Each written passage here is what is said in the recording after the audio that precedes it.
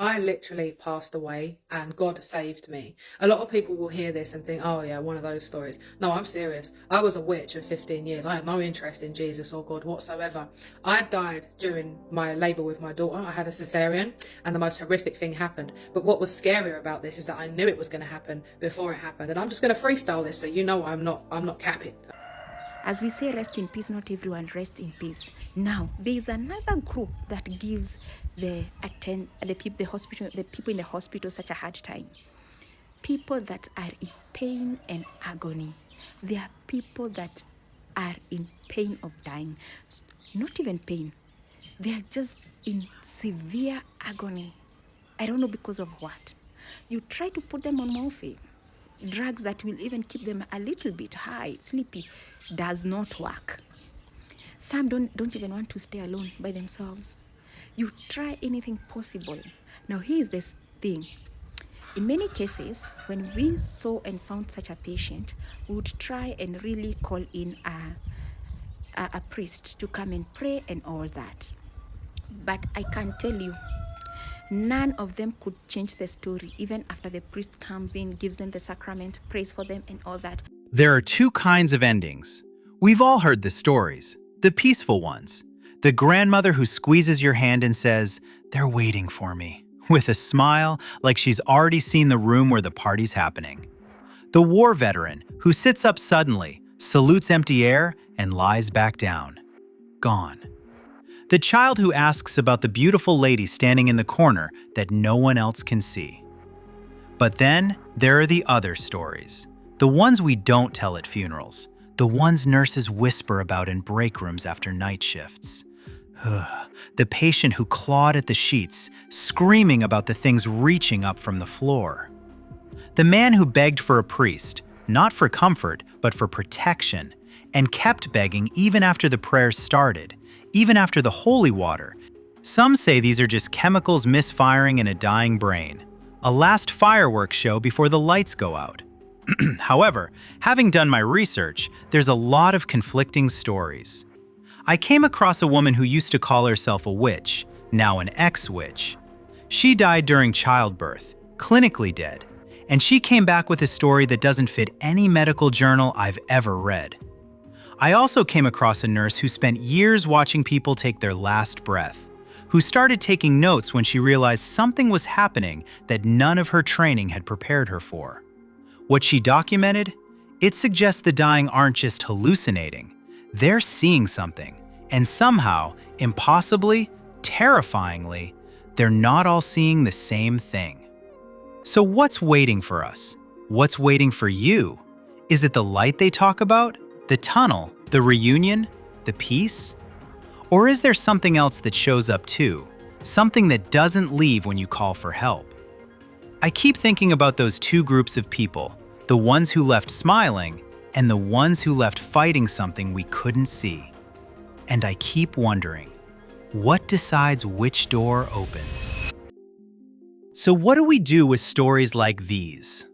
In this video, we're going to sit with two of them, side by side, without rushing to explain them away. One from a woman who once practiced witchcraft and died during childbirth. Another from a former nurse who spent years watching people take their final breaths, documenting what she saw until she couldn't ignore the pattern anymore. She put it simply, almost like a warning. Not everyone rests in peace. We'll roll both clips in full. All credit goes to the creators. You'll find their pages linked below. But between them, we're going to pause, to let the questions breathe. Why would the divine reach for someone in their last moments, someone who never asked for it, while another person begs for intervention and meets only silence? Why do some leave smiling at things we can't see, and others leave fighting things we can't see? Are these just dying brains misfiring, or is something actually waiting there? And if something is waiting, who decides which door opens? I don't have answers. I'm not sure anyone does. But these two women, who've never met, who live worlds apart, are asking us to look at something we'd rather not think about. That eventually, Each one of us will find out for ourselves what really happens when we close our eyes one last time. Let's dive in. I literally passed away and God saved me. A lot of people will hear this and think, oh yeah, one of those stories. No, I'm serious. I was a witch for 15 years. I had no interest in Jesus or God whatsoever. I died during my labour with my daughter. I had a cesarean and the most horrific thing happened. But what was scarier about this is that I knew it was going to happen before it happened. And I'm just going to freestyle this so you know I'm not capping, okay? So I was pregnant with my daughter. And I was still practicing witchcraft at the time. And not long before that, I had my first daughter. So there was quite a small gap in between. Now, something told me about this cesarean. My pregnancy was horrific, by the way, really, really bad. And I knew that during this cesarean, I was going to die. Something told me in a dream, something kept sitting on my spirit that I was going to pass away during this cesarean. Now, bear in mind, I had 2 cesareans before that and I was perfectly fine. So there was no reason for me to really think this. It got to my cesarean and I said to the doctors, this is a true story. I even got compensation out of it because of this, right? They said to me, you're going to be fine. You don't need to panic. And I said, you don't have enough of my blood. I already know you don't have enough of my blood. I'm going to die during this cesarean. The doctor shook her head at me and basically insinuated that I was paranoid and crazy.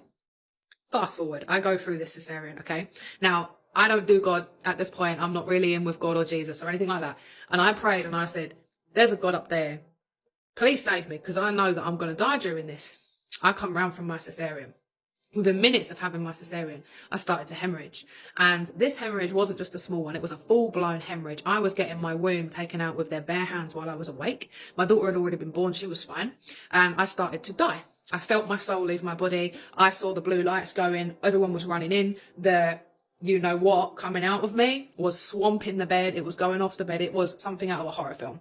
I knew I was dying. I was consciously aware of the fact that I was dying. My soul removed itself from my body and I was able to look at what was going on.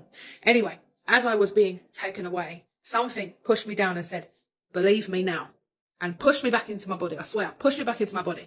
I woke up, came to, my partner was next to me, baby was over there. I had about 7 doctors staring at me. And I said, what? They said, you shouldn't be talking right now. You shouldn't be sitting up. Actually, you shouldn't even be alive. I looked down. My hands and my fingers were white. I had no blood in my lips. They were gone. They were white. I actually have a picture that I'll put on here to show you how bad I was. It was really bad. It's a bad picture. Just know that. But this hemorrhage had miraculously stopped. And the doctor who told me that I was crazy about bleeding out, she came and she apologized. She said, I'm sorry we didn't listen to you before. Something really drastic happened after the cesarean, which again isn't very common. It's usually during. After the cesarean, something ruptured and I hemorrhaged. I lost 3.5 litres of blood. We only have 5. She said that I should not have been moving, speaking, functioning, living. I knew that God sent me back. He saved my life.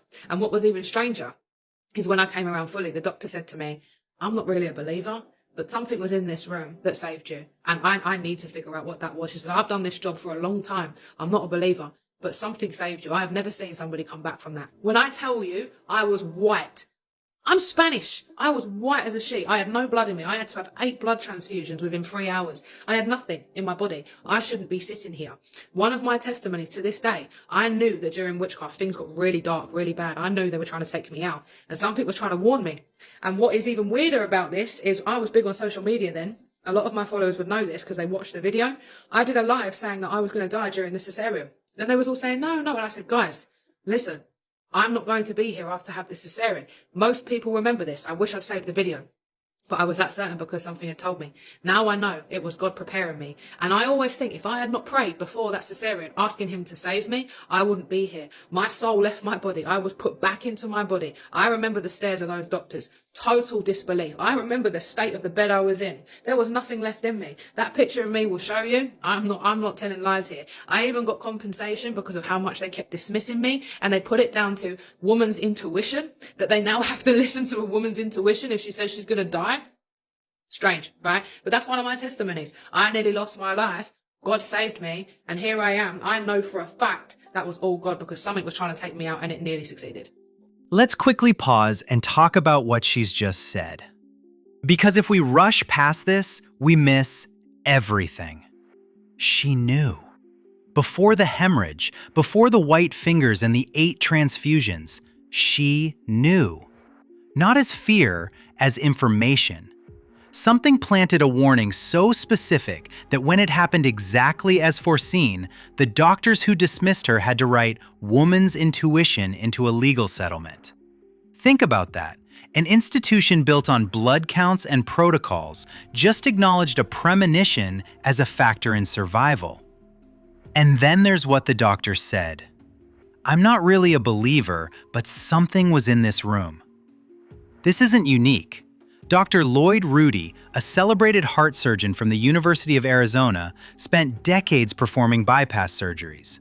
Late in his career, he started telling a story he knew would end his reputation if he told it wrong. A patient he'd declared dead, no pulse, no blood pressure, flat EEG, suddenly revived after 20 minutes of nothing. When the man woke, he described the operating room in impossible detail. The jokes the nurses told, the specific song playing on the radio, the surgeon's own conversation with a colleague in the hallway, spoken outside the room, out of earshot, while the patient's heart was stopped. Rudy had no explanation. He only had the patient's testimony and his own confusion. Or take the case of George Rodinaya, Soviet scientist, avowed atheist, pronounced dead after a car accident in 1976. His body lay in a morgue freezer for 3 days.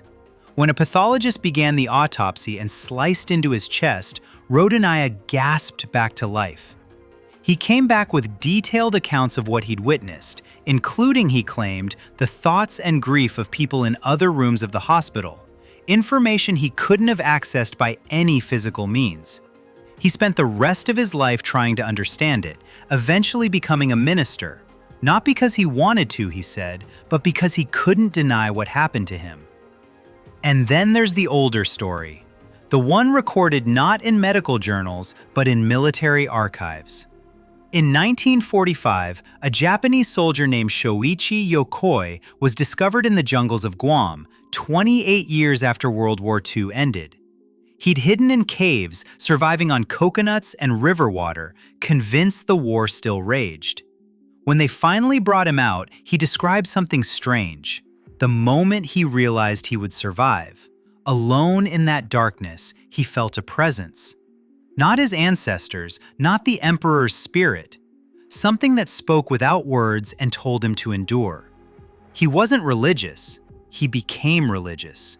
Not dramatically, quietly, the way someone does when they've been touched by something they can't name.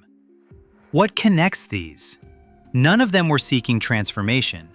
Rodinaya was a materialist. Rudy's patient was undergoing routine surgery. Yokoi was trying not to starve, and the woman we just heard, she was 15 years into witchcraft, actively practicing, actively not Christian, actively warning people she was going to die. And yet, intervention. Unsolicited, specific, almost urgent. Here's what haunts me. She describes being pushed back in, not invited, not comforted, shoved, with a voice that said, "Believe me now." That's not the gentle Jesus of Sunday school. That's something with a deadline. Something that needed her to know, immediately and irrevocably, that the terms had changed. So we have to ask, don't we? If mercy can reach into a witchcraft practice and pull someone out, if it can find an atheist in a Soviet morgue, a soldier in a jungle cave, a dead man on an operating table, then what determines who gets reached and who doesn't? Because our next story comes from someone who watched hundreds of people die.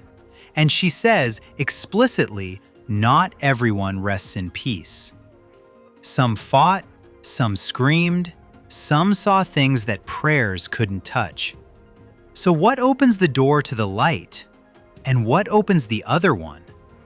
Let's keep going. When I was in the hospital practicing, there are things that I learned that completely changed how Ray sees things, communicates with people, how I see people, how I see things, how I connect with God, my spirituality, and all that.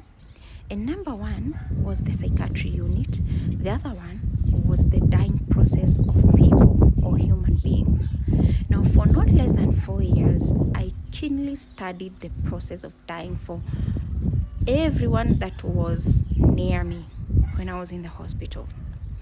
And what I was studying, number one, is their spirituality, whether it helped them or not, their attitude, whether they were happy, angry, and all that, and how they were generally. Because when you start dying, you've started dying. When death looks at you with its own two eyes like this, it doesn't go anywhere until you're gone. It can take 7 days, it can take 6 days, yeah. But when it kicks in, you know that time when you're told by a doctor, please come and see your parent, come and see this person. You know when they're telling you that, it's because, yeah, that process has started. Now, what I noted is that there are two categories of people. Number one, there are people who died peacefully. As we say, rest in peace, not everyone rests in peace. There are people who die peacefully. They are giving you stories of the places that they are going. They can see. And not one person. They can see. They can tell you, look how beautiful the place is. They are coming for me. And sometimes I would tell a patient, no, you can't leave me. And the patient would be like, no, I have to leave you. I'm so ready. I can't wait to go. Some die even praying. And I remember this man who started praying and could pray. Then the prayers changed and now became something that you cannot understand whatever the person is saying. And they rested. Some just are ready to go. They're just happy. They're just happy. Extremely happy to go. They can see even the place that they are going. Now there is another group that gives the people in the hospital such a hard time. People that are in pain and agony. They are people that are in pain of dying. Not even pain. They are just in severe agony. I don't know because of what. You try to put them on morphine, drugs that will even keep them a little bit high, sleepy, does not work. Some don't even want to stay alone by themselves. You try anything possible. Now here's this thing. In many cases, when we saw and found such a patient, we would try and really call in a priest to come and pray and all that. But I can tell you, none of them could change the story, even after the priest comes in, gives them the sacrament, prays for them and all that. By the way, let me tell you something that I saw in the hospital. You see the last prayers that are done for you, they do not change anything. And if they change, I could have seen it. I could have seen it. There is no way someone is giving you very weird stories of wherever they are going and the place is so scary. A priest comes in and prays for them, and that does not change. If the prayers worked by then, could have worked then. The patient could change the story. So can you live a life and work on your spirituality? Because when that time comes, it's just you and yourself alone. Now, there are people who would think or say, maybe these people are crying because of what they are leaving behind. Maybe they are young or maybe they haven't accomplished. No, when you're in your deathbed, your brain does not process that. I want you to know that. There's this thing about spirituality that gets to a human being, and they are not human beings anymore. They are people there's a transaction that is taking place between souls and I don't know what. People will tell you of wherever they are going, and they'll give you stories of wherever they are going. Some will cry and tell you, do you know there are people who would even say that, what do I put this word in English? Like, you know, a situation where some people want you to go on this side and others want you to go on this side, and they are wana ngangana. Please put that word in English there. Yes. And I'm telling you, that taught me big. And I told God in my prayers all the time, I want when that day comes, I be like those that rest in peace, peacefully, happily, and ready to go. I don't want that pain that comes with that situation and does not change. The thing that situation does not change. And I never saw any of them changing the narrative of the story of wherever they are going. That is so scary. That was super scary. Super. And you know, when you're on your deathbed, you're not in the right mind to even repent, You're not, I don't know what I have to say. You're just another thing. You're just a completely other thing. So as you live your world, as you run up and down, as you do your things, I want you to seriously work on your spirituality. Don't be so carried away by, looking for money. You can do anything. You. We need to take a pause, again to let the weight of what she's saying actually land. Because she spent 4 years watching people die, hundreds of them, and she noticed something that never varied. There were always 2 distinct groups, never any mixing between them, never any last-minute transfers from one column to the other. The first group went peacefully, describing beautiful gardens they could see, relatives who had died years ago coming to walk them somewhere, and they smiled in a way that made you believe they were genuinely excited to leave. But then there was the second group, the ones in pure terror, suffering through agony that morphine couldn't touch, screaming about visions that no priest could pray away, no matter how many rituals were performed or how much holy water was used. Same hospital, same rites, same desperate families clutching crucifixes and begging, yet completely different exits. She said it simply, I could have seen it, meaning that if prayers or sacraments actually flipped the switch at the end, she would have witnessed it happen at least once during those 4 years. But she never did, not a single time.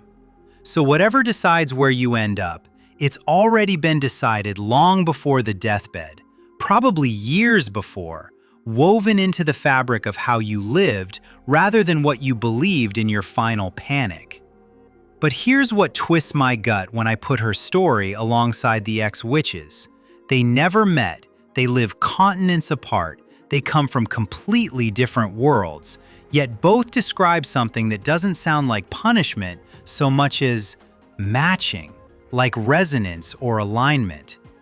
I fell down a research rabbit hole and found this theory that everything comes down to vibration and energy, which physics actually supports at the basic level, since matter is energy and frequency is measurable. And it made me wonder if death isn't a courtroom with evidence and arguments, but rather just gravity. You fall toward whatever matches your signal, not your desperate prayers at the end, but the actual tone your life hummed every single day without you noticing.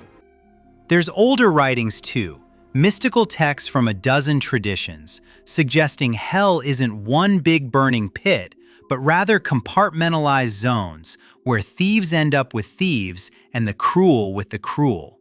Mirrors of earthly prison systems where like attracts like, which would explain exactly what the nurse observed.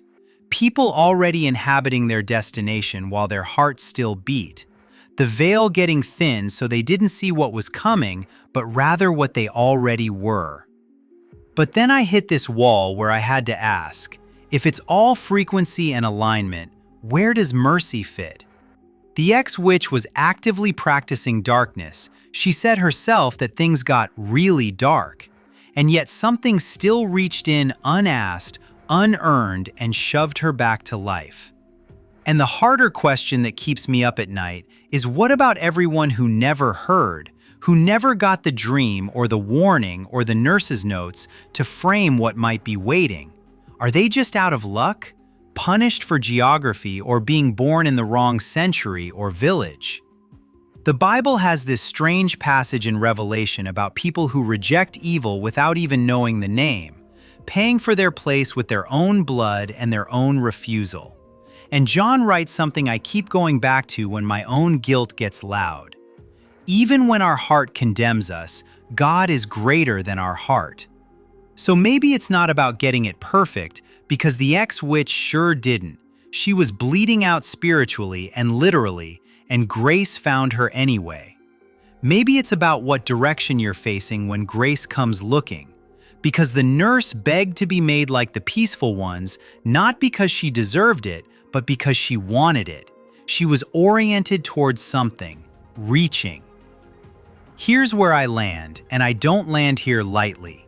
We're broken, we miss, and if I try to hold my own eternity together, I'm crushed before I start.